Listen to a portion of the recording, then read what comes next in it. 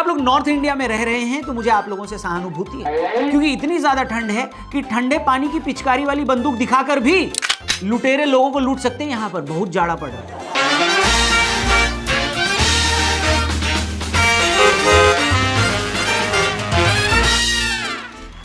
नमस्कार, राम राम, मैं हूं रौनक। आप देख रहे हैं वायरल बात मेरे यानी रौनक के साथ, देश के number 1 news channel news 18 India पर। ऐसे दोस्तों से आप दूरी बनाए रखें दोस्तों, जो अपने ठंडे हाथ आपसे धोखे से मिलाकर गर्माहट चाहते हैं। रजाई के अंदर घुस जाइए, मूंगफली निकाल लीजिए और अगले कुछ मिनटों के लिए आपके एंटरटेनमेंट की जिम्मेदारी मुझ पर है। शुरू करते हैं आज का शो, बताते हैं आपको पूरे हफ्ते का हाल चाल और बवाल।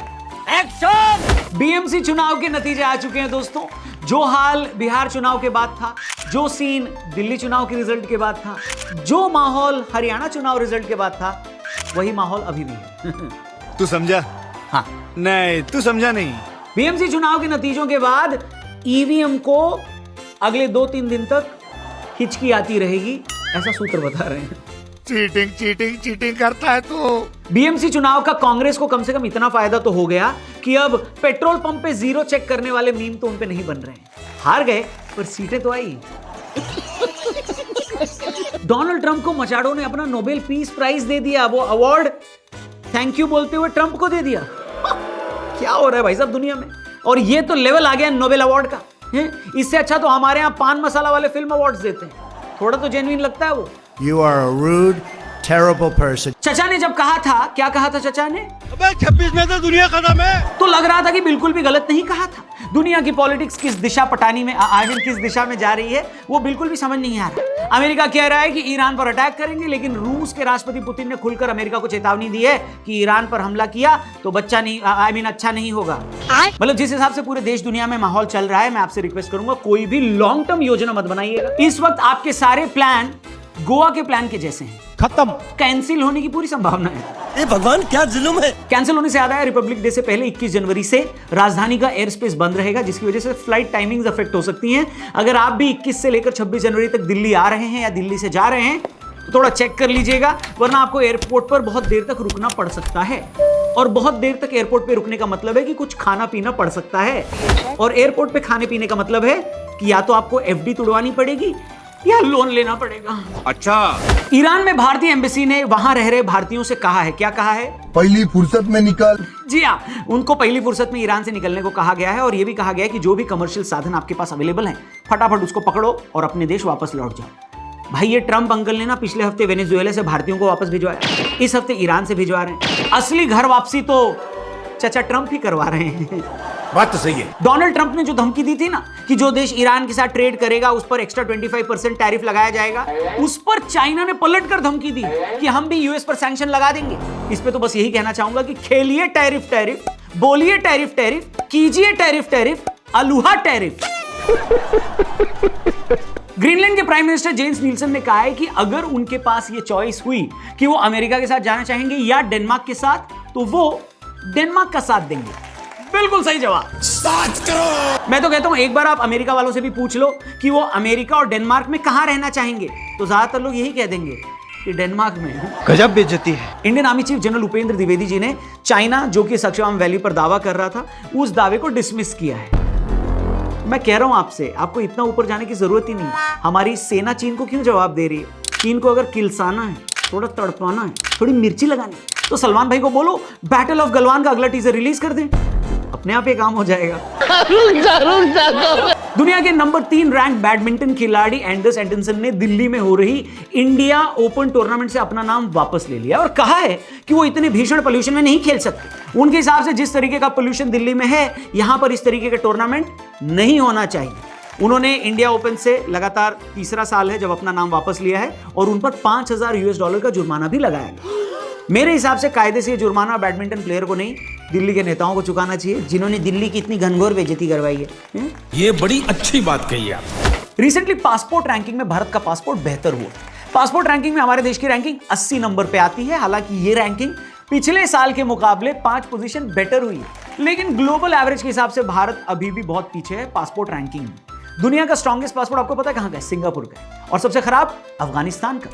एक सेकंड, अगर अफगानिस्तान का पासपोर्ट इतना खराब है तो फिर तो राशिद खान वाकई बहुत टैलेंटेड होंगे, हर हफ्ते किसी दूसरे देश में खेल रहे होते हैं, वरना तो उनको वीजा ही नहीं मिलता है कि नहीं। अमेरिकन क्रिकेट टीम के वो खिलाड़ी जो पाकिस्तानी मूल के खिलाड़ी थे, उनका वर्ल्ड कप वीजा रिजेक्ट कर दिया गया। बताओ, बेचारे पाकिस्तान छोड़कर अमेरिका गए थे कि एक अच्छी जिंदगी बिताएंगे, लेकिन सारी गलती इन लोगों के दादाजी की। 1947 में गलत ट्रेन पकड़ ली थी इनके दद्दू ने। शाबाश बेटा। 8 महीने बाद तेजू भैया की लालू फैमिली में वापसी हुई है। मतलब कहने का ये है कि दही चूड़ा भोज का इनविटेशन देने वो अपने परिवार के पास पहुंचे। तेजस्वी यादव को भी उन्होंने भोज का इनविटेशन दिया। फोटोज बड़ी वायरल है दोस्तों। आपको बता दें, तेजू भैया अब व्लॉगर बन चुके हैं। ये चीज बताती है कि एक व्लॉगर अपना कंटेंट बनाने के लिए कुछ भी कर सकता है। I mean, रिश्ते भी सुधार सकता है, मिलने जा सकता है अपनी फैमिली से। मने समझे ना? नहीं। 21 जनवरी से अमेरिका 75 देश के लिए वीजा प्रोसेसिंग प्रक्रिया बंद कर देगा। जी हाँ, इन 75 देशों की लिस्ट में हमारे दोनों पड़ोसी भी हैं, पाकिस्तान और बांग्लादेश। आसिम मुनीर वैसे तो हर हफ्ते व्हाइट हाउस के चक्कर लगा रहे थे, लेकिन अमेरिका ने एक ही बार में औकात दिखा दी। क्या रह गया चाचा? I would like to salute you. दुनिया की सबसे सेफ एयरलाइंस की लिस्ट आ गई है, जिसमें जो सबसे ज्यादा सेफ एयरलाइन है वो आईपीएल में चेन्नई की टीम की स्पॉन्सर भी है। धोनी के फैंस अब कह रहे हैं कि भाई क्रेडिट लेना नहीं पड़ता, खुद चलकर आता है क्रेडिट।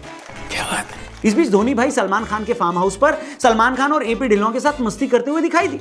धोनी भाई का एकदम सही है भैया, एकदम क्लियर फंड है। साल के 10 महीने मस्ती करो और बाकी के 2 महीने पूरे देश को इस सस्पेंस में डाल के रखो कि धोनी भाई अगले साल का आईपीएल खेलेंगे या नहीं। विराट कोहली आईसीसी रैंकिंग में दुनिया के नंबर 1 बल्लेबाज बन गए। जोरदार तालियां। आप एक बार जरा अजीत आगरकर के बारे में सोच के देखो। उन्होंने कहा था कि विराट कोहली और रोहित शर्मा 2027 वर्ल्ड कप खेलने के लिए नॉन कमिटल हैं, और उसके बाद से ये दोनों ही बल्लेबाज नंबर 1 बन चुके हैं ओडीआई रैंकिंग में। अब अजीत आगरकर भैया, आपके बोलने से सब उल्टा ही हो रहा है, तो एक काम ये करिए आप कि ये बोल दो कि कोहली की 100 सेंचुरी कभी पूरी नहीं होगी और भारत तो वर्ल्ड कप जीतेगा ही नहीं। एक बार बस। तू समझा? हाँ। नहीं, तू समझा नहीं। दोस्तों, एक तरफ अपने किंग कोहली है, दुनिया में अपना नाम ऋतिक कर रहे हैं, I mean रोशन कर रहे हैं, वहीं दूसरी तरफ नकली किंग और उनके या तो विन होता है या लर्न होता है वाले मोहम्मद रिजवान बिग बैश में जाकर अपनी गजब बेइज्जती करवा रहे हैं। इस हफ्ते की शुरुआत में ऑस्ट्रेलिया की T20 लीग बिग बैश में पाकिस्तान के मोहम्मद रिजवान ने एक ऐसा कारनामा कर दिया जिसको देखकर इंडिया वालों ने कहा, क्या कहा? गजब बेइज्जती है। पाकिस्तान वालों ने भी कहा, क्या कहा? ससुर। और ऑस्ट्रेलिया वालों ने भी कहा, क्या कहा? तुमसे ना हो पाएगा, हमें तुम्हारे लक्षण बिल्कुल ठीक नहीं लग रहा है, तुमसे ना हो पाएगा। मोहम्मद रिजवान जब BBL यानी बिग बैश लीग खेलने गए थे तो पाकिस्तान में खुशी की लहर। ऐसा इसलिए था क्योंकि पाकिस्तान वाले दुनिया की सबसे बड़ी लीग IPL तो खेल नहीं पाते, तो उनके लिए बेस्ट अवेलेबल लीग जो थी, सेकंड बेस्ट, वो थी ऑस्ट्रेलिया की बिग बैश लीग। लेकिन ऑस्ट्रेलिया जाकर बाबर और रिजवान से एक गेंद भी नहीं सूंघी गई।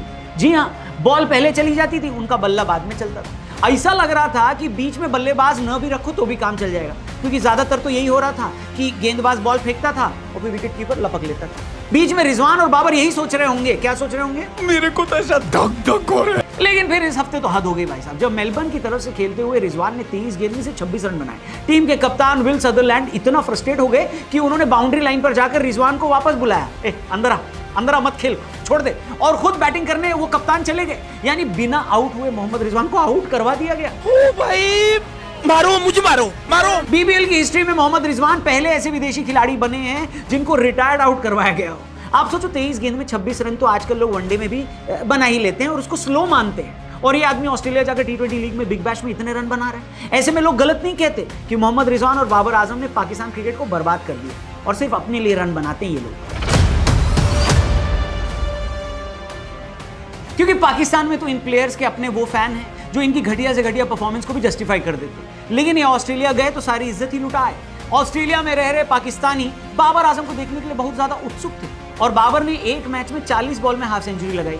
ये देखकर पाकिस्तानी तो खुश हो गए, हमारे नकली किंग ने देखो हाफ सेंचुरी लगा ली। लेकिन कमेंट्री बॉक्स में बैठे एडम गिलक्रिस्ट का खून खोल गया और उन्होंने कमेंट्री बॉक्स में लाइव मैच में बाबर आजम की बुराई कर दी। अच्छा, इससे एक बात तो क्लियर होती है दोस्तों कि पाकिस्तान का अपने एक खिलाड़ी को ब्रांड बनाने का भी सपना फेल हो गया। शोएब अख्तर अक्सर ये बात बोलते हैं कि पाकिस्तान का क्रिकेट इसलिए भी खराब हो रहा है क्योंकि उनके पास कोई सेलिंग पॉइंट नहीं है, यानी ऐसा कौनो खिलाड़ी नहीं है जो बेचा जा सके।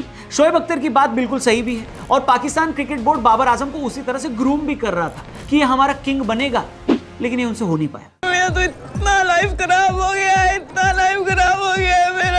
वेल, पाकिस्तान की टीम एक तरफ बर्बाद तो हो रही है, लेकिन एक ऑलरेडी बर्बाद टीम जो कभी आबाद थी भी नहीं, बांग्लादेश, वो भी अब पाकिस्तान की भाषा बोल रही है। एक वक्त पर बांग्लादेश क्रिकेट बोर्ड, जो कि बीसीसीआई का सबसे भरोसेमंद साथी हुआ करता था, उसने पाकिस्तान की संगत में रहकर अपने लिए मुश्किलें खड़ी कर ली और नदी में रहकर मगरमच्छ से बैर करने चला है। यानी क्रिकेट के फील्ड में बीसीसीआई को चुनौती दे रहा है बांग्लादेश क्रिकेट बोर्ड। सिक्योरिटी का बहाना मार के मुस्तफिजुर रहमान के आईपीएल से निकल जाने का बदला लेना चाह रहा था बांग्लादेश। लेकिन हम आपको पहले भी ये बता चुके हैं हमारे पहले की वीडियोस में कि इस पूरे सिनेरियो में सिर्फ दो ही चीजें हो सकती हैं। या तो बांग्लादेश की टीम इंडिया आएगी और इंडिया आकर वर्ल्ड कप खेलेगी, उनकी ईगो सेटिस्फाई करने के लिए हो सकता है वेन्यू बदल दिए जाएं, लेकिन आना तो उनको इंडिया ही पड़ेगा। वरना दूसरा सिनेरियो ये है कि ये वर्ल्ड कप बांग्लादेश के बिना खेला जाएगा, क्योंकि बांग्लादेश का वर्ल्ड कप में काम बस उतना ही है जितना सिद्धू जी का कपिल शर्मा के शो पर। वो नहीं भी होंगे तो भी शो तो परफेक्टली ना चलेगा। सेम हाल बांग्लादेश का भी है दोस्तों, लेकिन उन्होंने अपने आप को टाइटैनिक का Leonardo da Vinci Leonardo DiCaprio समझ लिया है। उनके बिना पिक्चर बनेगी ही नहीं, ऐसा इनको लग रहा है। आईसीसी को ये 3 बार लिख चुके हैं, आईसीसी उनको 2 बार जवाब भी दे चुका है और सीधे सरल शब्दों में ये समझा रहा है कि भाई साहब जाकर इंडिया जाकर मैच खेल लो, जो सिक्योरिटी कंसर्न होंगे हम निपटा देंगे। लेकिन बांग्लादेश वाले इस स्टैंड पर आकर अड़े हुए हैं कि भाई हम तो इंडिया नहीं जाएंगे। लेटेस्ट अपडेट में बांग्लादेश क्रिकेट बोर्ड के फाइनेंस सेक्रेटरी नजमुल इस्लाम ने यह बोला था कि हम तो वर्ल्ड कप नहीं खेलेंगे, अगर हमारे मैच शिफ्ट नहीं किए गए तो हम तो इंडिया नहीं आएंगे। मुझे यह लग रहा था कि बांग्लादेश किसी भी हालत में वर्ल्ड कप ना खेलना तो अफोर्ड नहीं करेगा, क्योंकि उनको भयंकर फाइनेंशियल लॉस होगा। लेकिन उनके फाइनेंस सेक्रेटरी के हिसाब से बांग्लादेश को कौनो नुकसान नहीं होने वाला। नजमुल इस्लाम ने तमीम इकबाल को इंडियन एजेंट तक बता दिया। तमीम इकबाल तमीज की बात करते हुए ये कह रहे थे कि भाई आप लोग इंडिया वर्ल्ड कप खेलने चले जाओ, क्योंकि नहीं खेलोगे तो बहुत ज्यादा नुकसान हो जाएगा। नजमुल इस्लाम का कहना है कि ऐसा नहीं होगा। आप नजमुल इस्लाम का पूरा बयान सुन लोगे तो अपना माथा पकड़ लोगे या फिर अपना पेट पकड़ पकड़ के हंसने लगोगे। মানে বোর্ডের এখানে লাভ বা ক্ষতি কোনো কিছু নাই। বাংলাদেশ এখানে খেলুক বা না খেলুক, এখানে বোর্ডের লাভ ক্ষতির কোনো বিষয় নাই। नजमुल इस्लाम का कहना है कि बांग्लादेश क्रिकेट बोर्ड का बिल्कुल भी लॉस नहीं है, नुकसान है तो क्रिकेटर्स का है, जिनको डेली अलाउंस मिलता था। हमने तो 2022 की आईसीसी मीटिंग में ही ये फिक्स कर लिया था कि 2027 तक का हमारा फाइनेंस सॉर्टेड है। बेसिकली नजमुल इस्लाम कहना चाहते हैं कि उनका जो करंट साइकिल में फाइनेंशियल पैसा है वो तो आने ही वाला है, उसको कोई नहीं रोक सकता। हालांकि नजमुल इस्लाम ने कहा कि खिलाड़ियों का नुकसान है क्योंकि उनको मैच फीस मिलती है। जब कोई प्लेयर खेलता है तो उसको मैच फीस मिलती है, मैन ऑफ द मैच का पैसा भी उसी को मिलता है, जो कि प्लेयर का पैसा होता है। बोर्ड का उससे कोई लेना देना नहीं है, यानी बोर्ड का नुकसान नहीं है, खिलाड़ियों का नुकसान है, ऐसे नजमुल भाई बोले। लेकिन जब नजमुल से पूछा गया कि ए नजमुल, खिलाड़ियों का नुकसान भी तो नुकसान ही है ना ब्रो, खिलाड़ी भी तो आप ही के हैं, तो क्या आप वर्ल्ड कप अगर वो नहीं खेले तो खिलाड़ियों को कॉम्पेंसेट करोगे क्या? उसके बदले कोई पैसा वैसा भत्ता वत्ता दोगे क्या? इस पर बांग्लादेश क्रिकेट बोर्ड के फाइनेंस सेक्रेटरी क्या बोलते हैं आप जरा सुनो पहले। ওরা গিয়ে যদি কিছুই না করতে পারে তাহলে ওদের পিছে আমরা যে এত কোটি কোটি টাকা খরচ করতেছি, আমরা কি ওদের কাছ থেকে ওই টাকা ফেরত চাচ্ছি নাকি? ये नजमुलवा का कहना है कि हम क्यों नुकसान की भरपाई करें। जब प्लेयर कहीं खेलने जाता है और परफॉर्म नहीं कर पाता है तो जो करोड़ों टका उस पर खर्चा होता है, क्या वो पैसा हम उनसे वापस मांगते हैं क्या? नहीं। तो अब प्लेयर्स को क्यों कॉम्पेंसेट करें? ये नजमुल का बयान था। उनके इस बयान के बाद बांग्लादेश के प्लेयर्स और भी भड़क गए। गुस्सा तो तभी से बांग्लादेशी क्रिकेटर्स के अंदर था जब उनके लेजेंड तमीम इकबाल को इंडिया का एजेंट बताया गया था। जब खुद पर बात आई तो Bangladesh cricket player welfare association ने बोर्ड के खिलाफ ही धरना दे दिया और कहा कि जब तक नजमुल इस्लाम को नहीं हटाया जाएगा तब तक हम दोबारा मैदान में नहीं आएंगे। इसी वजह से कल होने वाले बांग्लादेश प्रीमियर लीग के मैच में बांग्लादेशी खिलाड़ी खेलने ही नहीं आए और ये मैच कैंसिल करना पड़ा, रद्द करना पड़ा। बांग्लादेश क्रिकेट बोर्ड को समझ में आ गया था कि उन्होंने अपने पैर पर कुल्हाड़ी मार ली है और इसी वजह से आनन फानन में उन्होंने बांग्लादेश क्रिकेट बोर्ड से नजमुल इस्लाम को बोला, क्या बोला? पहली फुर्सत में निकल। जी हाँ, नजमुल इस्लाम को हटा दिया। लेकिन बांग्लादेश के खिलाड़ी कह रहे हैं कि स्ट्राइक हमारी तभी खत्म होगी, हड़ताल तभी खत्म होगी जब उनको एक पब्लिक अपॉलॉजी मिलेगी, यानी खुलेआम लोगों के सामने आके सॉरी बोलना पड़ेगा।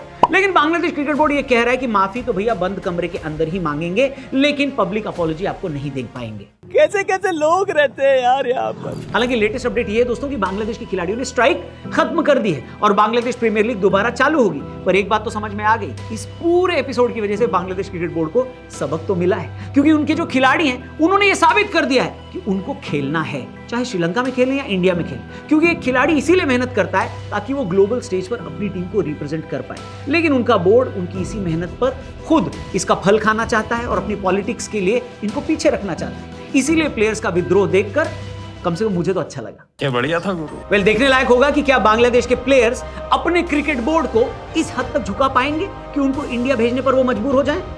अरे मैं क्या बताऊं मैं। पर आप मजबूर नहीं, मजबूत बनिए और अपने प्यार से हमारे शो को भी मजबूत बनाइए। ये एपिसोड देखने के लिए हमारे YouTube चैनल पर भी जाइए। इनफैक्ट वायरल बात रौनक के साथ जो आप ये शो देख रहे हैं, इसके सारे एपिसोड हमने अपने YouTube चैनल पर भी डाले हैं। सोशल मीडिया पर भी हमें मिलते रहिए और देखते रहिए न्यूज़ 18 इंडिया। जल्दी मिलेंगे। जय हिंद।